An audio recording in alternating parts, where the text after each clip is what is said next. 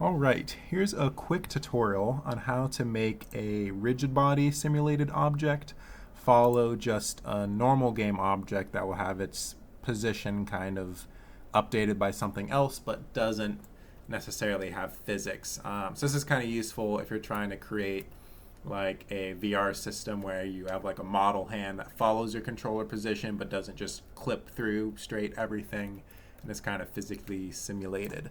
So first thing you want to do is all you really need to have is your like your actual controllers with the XR rig, and then you'll have two models, one for each hand. That's kind of the actual physical object that you want to be tracking. So kind of start with adding a rigid body onto both of these and then setting the rigid body to kinematic.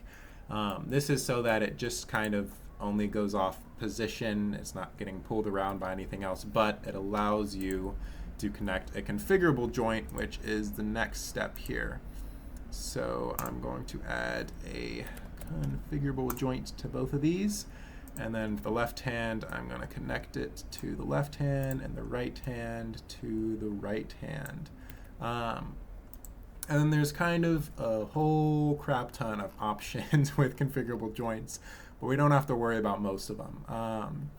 First things you'll kind of want to look at is there's these three states: locked, limited, free. Locked kind of means it will always be like directly connected to the rigid body it's tracking. So like whatever happens to the rigid body's tracking will happen to it. Limited is kind of it will become locked under certain conditions. Kind of go into that later. And free is it will try to follow the position using spring forces, which is kind of what we want. But also we want to get rid of this auto configure anchor. Set this to 0 probably too. This just makes it, it's just kind of like an offset, almost like a parent for how the thing follows the target, but we want it to just be dead center. So set those to 0 for now. And then kind of moving into the actual setting it up. The main part you look at is the X, Y, Z drive, and then the angular X and Y, Z drive. And the value you can just kind of start with is 100, which I will just put into each of these. And then also 10 for damping, which kind of slows it down upon approach of the target. Yeah, spring is basically how much force it generates to get to the target, and damper kind of helps it from spinning out of control. And already, if I just hit play, let's see. If I set up everything right, we shall see. And let's see. And if I just move this left-hand controller, you can kind of see it tracks the left-hand controller kind of position. It does kind of wobble around if you move it in a circular pattern, but we can fix that later.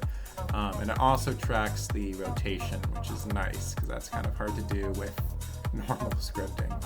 But yeah, so that's kind of the basic setup. And then you can modify a bunch of this however you want, but a useful thing to kind of deal with the spinning out of control is if you set all these to limited, and then you set this linear limit, which is basically once it gets further than this, it will kind of go into locked mode. So if I set this to 1 and then hit play, now if the object ever gets 1 meter further than its kind of target, then it will just kind of snap to within that range.